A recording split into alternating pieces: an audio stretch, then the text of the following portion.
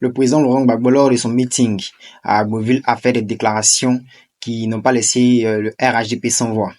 Vous voyez? Donc le RHDP, lors de sa rencontre, de sa journée de commémoration du 11 avril 2011, a répondu aux déclarations faites de Laurent Gbagbo lors de son meeting. Donc on écoute. Quand j'étais en prison là, ils me font un procès ici, et puis on parle de braquage de la BCAO. Moi, Gbagbo, braquer une banque. C'est le mandat qui me manque.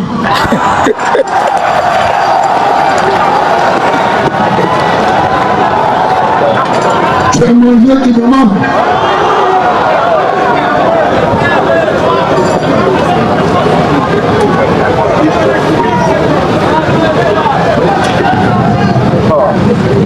Parce qu'ils savent très bien que ce que je fais là, ils ne peuvent pas le dire. Parce que s'ils veulent me reprocher quelque chose,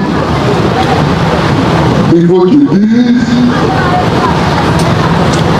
Gbagbo a nationalisé 2 banques françaises en Côte d'Ivoire.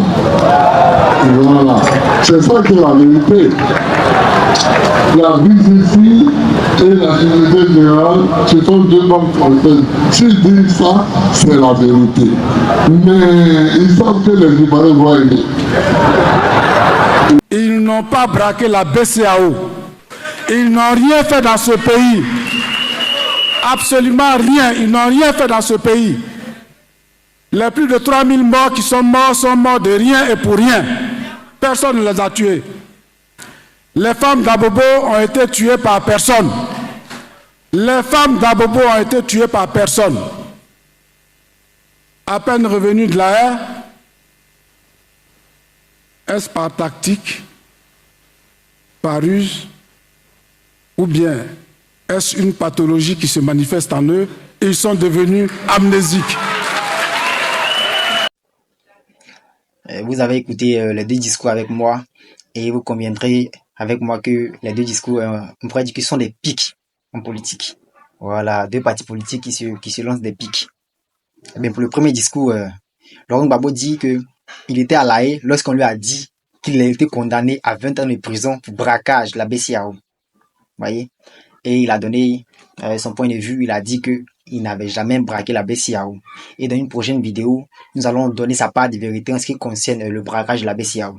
Pour le deuxième discours, le président Laurent Gbagbo a été arrêté en 2011. En avril 2011, il a été déféré à la Cour pénale internationale pour être jugé de crimes contre l'humanité, outre de crimes post-électoral, où plus de 3000 Ivoiriens sont morts.